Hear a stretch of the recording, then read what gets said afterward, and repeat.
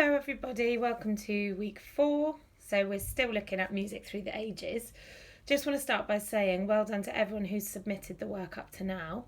I had a lot of marking this weekend to get through, but everything that I've looked at has been really good and shows me that you are understanding what we're covering. So I'm really proud of everyone who's managed to submit their work.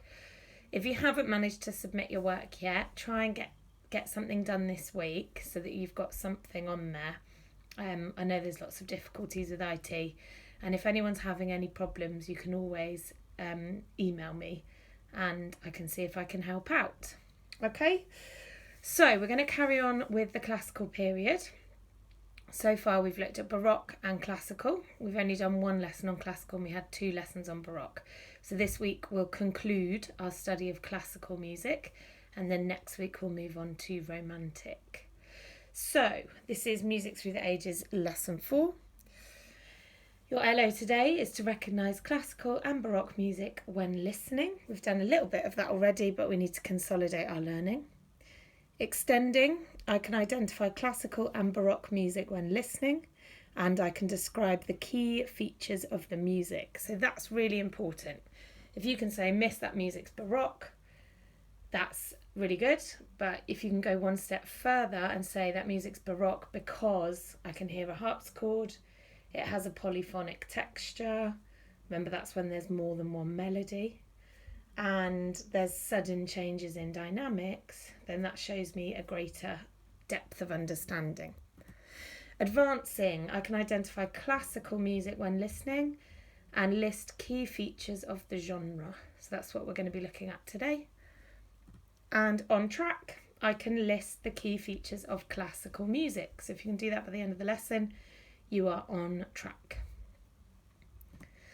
So what have we learnt so far? Well, I'm just going to recap what we know about Baroque music, and then I'm going to recap what we know about classical. So, Baroque music. It's the term used to describe all music that was composed between 1600 and 1750. It commonly used an instrument called the harpsichord, and we know that the harpsichord, it looks like a piano, but it's not, because inside the strings are plucked. They're not hit like a piano, they're plucked. Okay, so that creates a twangy kind of, it's a string sound, but a twangy string sound. And that instrument was commonly used in Baroque music. In Baroque times, the flute was made from wood. We know that because we watched our videos on it in lesson 1.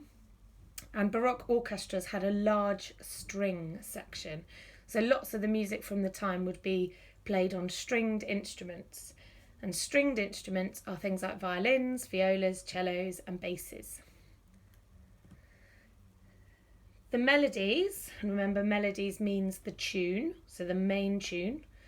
The melody of Baroque music was often decorated with extra notes and flourishes, and those things were called ornaments. If you can't remember what ornaments are, go back and watch the video from lesson 2.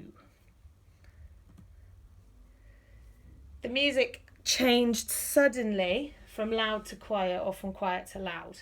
So in music, we call volume the dynamics. You can have loud dynamics or quiet dynamics.